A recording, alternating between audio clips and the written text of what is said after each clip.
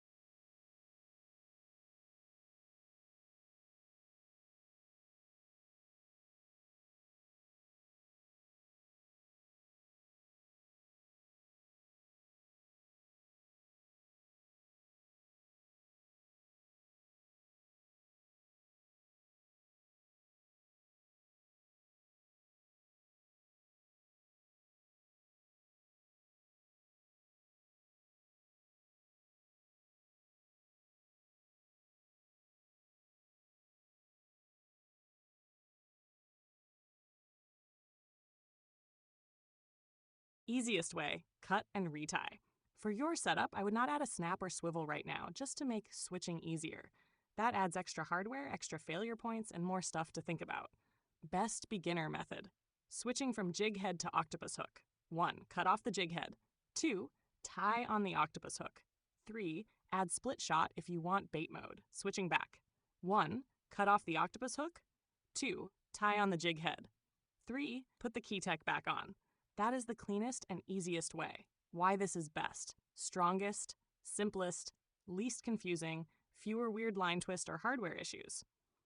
The real trick, don't switch the braid to fluoro knot every time. Leave your braid to fluoro leader connection alone. Only switch the terminal end, jig head or octopus hook. So your setup is braid, leader, hook, lure. When you want to change, you only cut at the very end near the hook. ELI 5.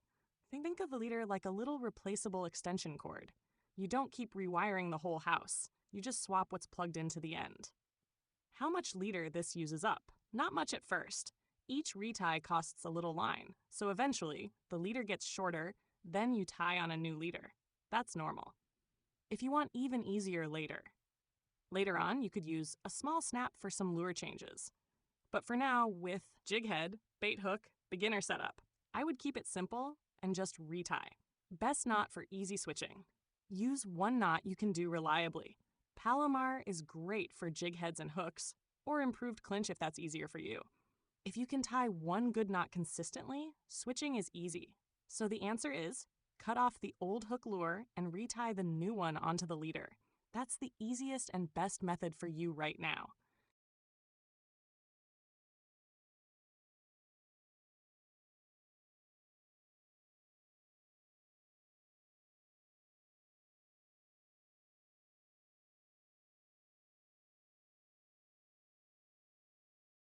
Podcast transcript, the Total Fishing Manual, the full system deep dive breakdown. All right, now we're going fully into it. Not just surface level tips. This is the operating system behind the Total Fishing Manual, the way experienced anglers actually internalize what the book is teaching. Because underneath the 300 plus tips, there's a very clear, very repeatable framework. Hashtag Part 1, the hidden structure of the book. First, zoom out. The Total Fishing Manual isn't random advice. It's organized around 4 pillars. 1, gear, what you use. 2, location, where fish are. 3, presentation, how your lure behaves. 4, adaptation, how you adjust. The book explicitly covers everything from gear selection to fish behavior and technique execution. But the real insight is only 2 of these actually catch fish, location and presentation. Gear just enables it. Part 2. The strike zone, the core concept everything connects to. This is the most important idea in the entire book, even if it's not labeled this way explicitly. Fish don't roam randomly. They exist in zones. Specific depth, specific structure, specific feeding window. And the book constantly reinforces success equals keeping your lure where fish are willing to bite. That's the strike zone. What most people do wrong. Cast, retrieve too fast, pass through the zone in 2 to 3 seconds. Spend 90% of time where no fish are. What the book teaches instead: control sink time, slow down retrieves, stay in productive water longer. This is probability. More time in the zone equals more bites. Hack Part 3, depth control, the most underrated skill. The book quietly pushes a huge idea. Depth is more important than lure choice. It teaches counting your lure down, repeating that exact count, adjusting depth systematically, because fish often sit, suspended midwater, holding near bottom, or just above structure, and missing by even a few feet, you get nothing. Advanced layer, implied by the book. Depth is not static. It changes with light, temperature, pressure, time of day. So the best anglers are constantly recalibrating. Part 4. Location is a system, not a guess. The book emphasizes rivers, lakes, saltwater, different species, but all of it reduces to one rule: fish position where feeding is easiest. From the book, structures, ambush points. Current equals food delivery, habitat equals safety. So instead of asking where are fish, you ask where would fish sit to eat with the least effort. That leads you to drop-offs, weed edges, channel bends, shoreline transitions. Part 5. The food chain model. One of the most important mental upgrades. You don't chase fish, you chase food. The book emphasizes understanding, species feeding patterns, habitat, seasonal movement, translation. If bait fish are shallow, predators follow. If current pushes food, fish stack there. This is why experienced anglers scan for activity first, cast second. Part 6. Presentation equals the execution layer. This is where most of the 300 tips live. But they all fall into 3 variables. 1. Speed. Too fast, unnatural. Too slow, lifeless. 2. Action. Twitching, steady, erratic. 3. Timing. Pauses, drops, direction changes. The key insight: fish often strike when something changes, not constant motion, but a pause, a drop, a sudden twitch. This aligns with predator instinct, attack when prey is vulnerable. Part 7, Conditions Override Everything. The book constantly emphasizes adaptability across water types, weather, seasons. Dash! The real rule. Conditions determine behavior, behavior determines strategy. Examples: cold water, slow, deep, subtle. Warm water, faster, aggressive. Clear water, stealth, realism. Dirty water, vibration plus visibility. Same lure, wrong condition equals failure. Not Part 8, Approach and Stealth, the invisible variable. This is one of the most overlooked sections in the book. Fish detect, vibrations, shadows, sudden movement, especially in shallow water. The takeaway: you can ruin a spot before your first cast. So, approach quietly, cast beyond fish, not on top, minimize disturbance. Part 9, Adaptation Loop, How You Actually Improve. This is where the book becomes advanced. It emphasizes trying different techniques, learning from outcomes, adjusting continuously. But the deeper insight is fishing is a feedback loop. 1, cast. 2, observe. 3, adjust. 4, repeat. No bites equals information, bites equals pattern. Part 10, Gear, What Actually Matters. The book covers rods, reels, line, lures. But the underlying philosophy is gear should match the situation, not compensate for mistakes. Right rod, better control. Right line, better feel. Right lure, better presentation. But none of it replaces location, depth, execution. Part 11, Ethics and Sustainability, Often Overlooked. Toward the end, the book emphasizes catch and release, respecting regulations, protecting ecosystems. Why this matters practically. Healthy ecosystems equals consistent fishing. Long-term success depends on conservation. Final framework, what the book is really teaching. If you compress everything into one system, Step 1, find fish, structure, food, conditions. Step 2, reach fish, depth control, casting angle. Step 3, trigger fish, presentation, speed plus action, timing. Step 4, refine, adjust based on feedback. Final take. Most people read the Total Fishing Manual like a list of tips, but experts read it like this. It's a system for removing randomness. Fishing isn't luck. It's positioning, probability, execution. And once you internalize that, you stop fishing, hopefully, and start fishing intentionally. That's the real lesson.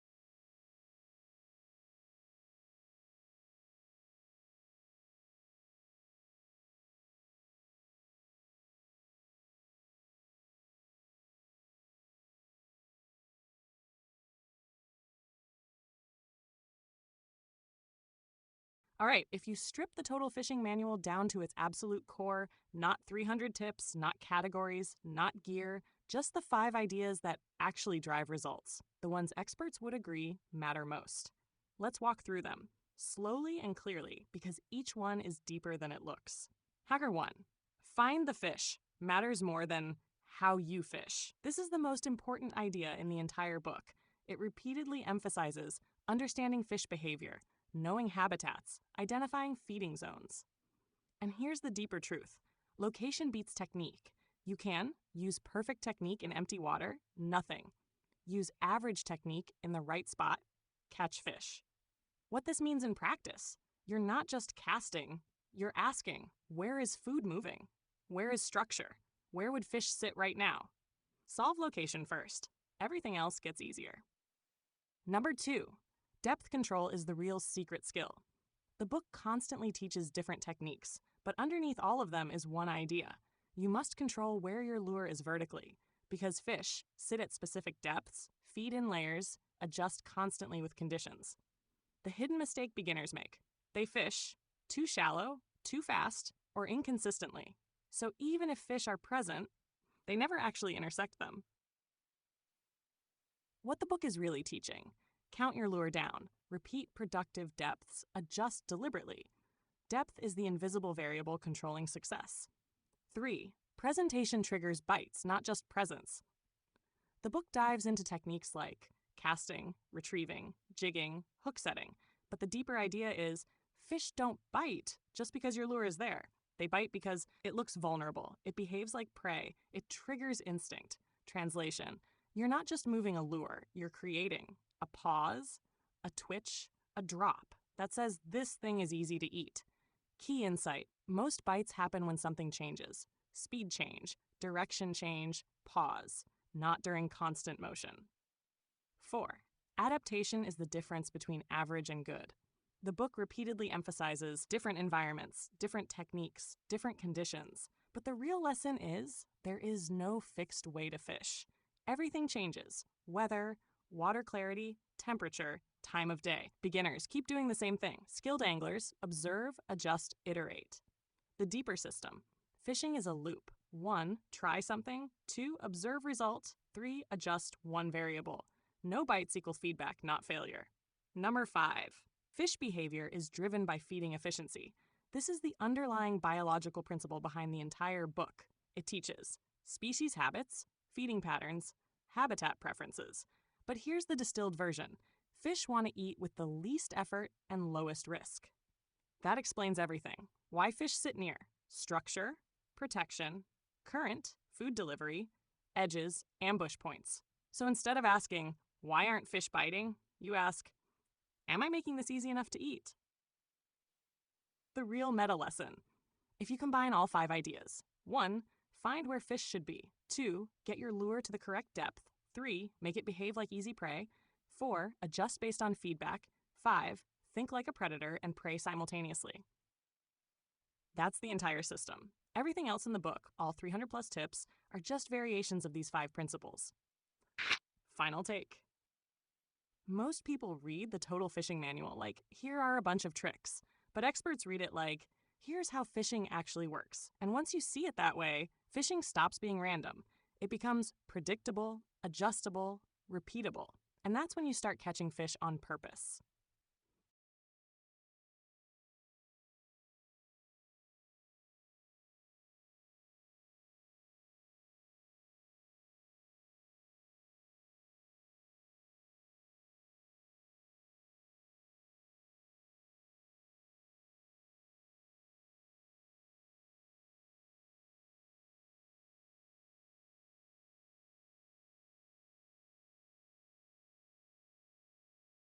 Podcast transcript: reading a lagoon like an expert, where fish actually are.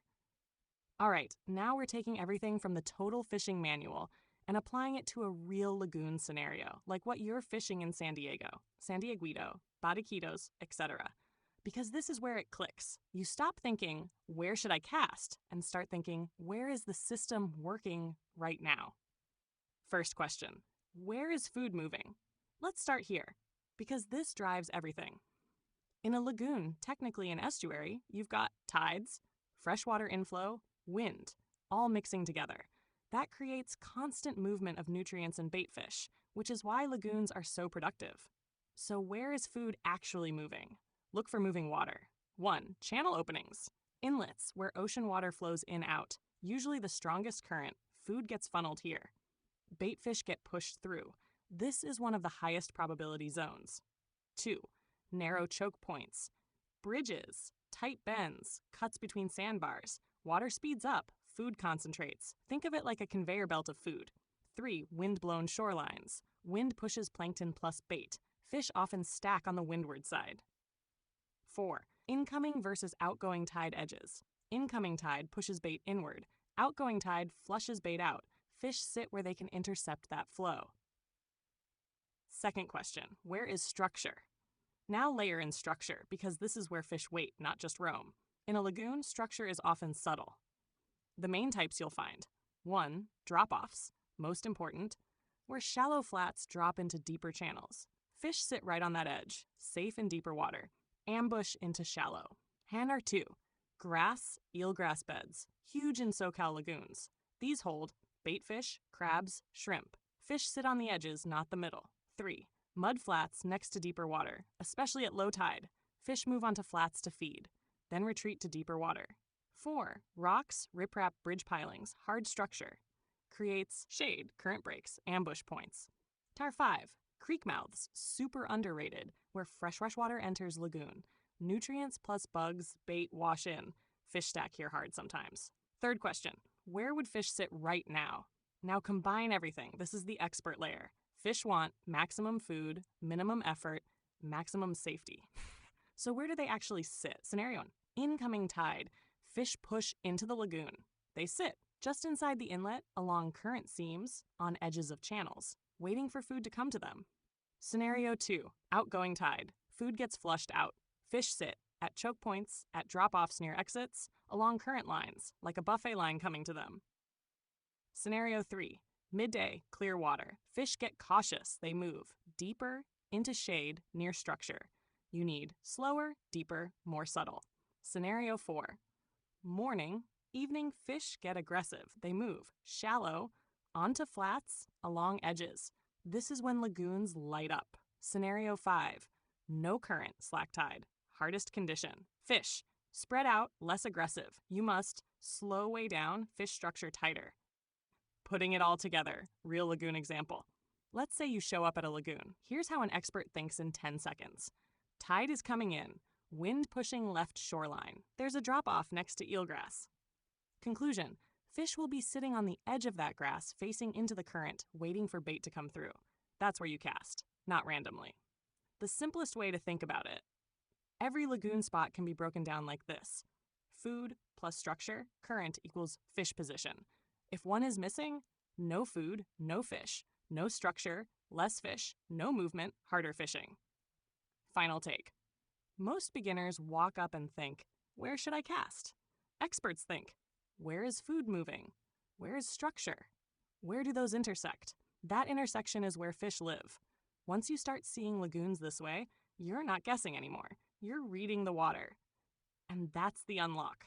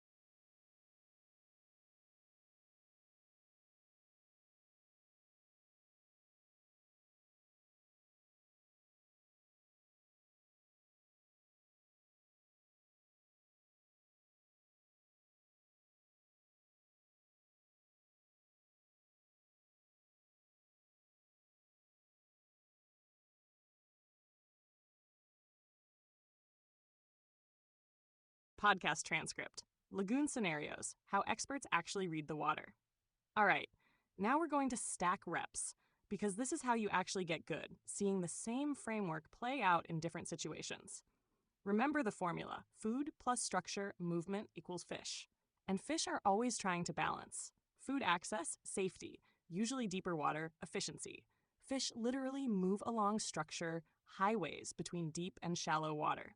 Scenario 1. Outgoing tide, narrow channel. You show up. Tide is going out. There's a narrow channel draining water. You see current ripping through a bottleneck. Expert thought process. Water is flushing out. Food is getting carried with it. There's a choke point. Everything is concentrated. Fish don't need to chase. They just sit and intercept. Conclusion. Fish will sit on the edges of the current seam, slightly off to the side, less effort, near deeper channel edges, where you cast. Not middle of current, cast up current and sweep through seam. You're presenting food naturally drifting past them. Scenario 2, low tide plus exposed flats. You show up at low tide, big mud sand flats exposed, deeper channel still has water, small pools, depressions visible. Expert thought process. Fish were feeding shallow earlier. Now water dropped, they pulled back to deeper water. Food is stranded near edges. Conclusion. Fish will sit on the first drop-off off the flat at edges where shallow meets deep because easy retreat plus trapped food. Where you cast? right along the drop-off line, parallel to the edge, not randomly across the flat. Scenario 3, windy afternoon plus one shoreline getting hit.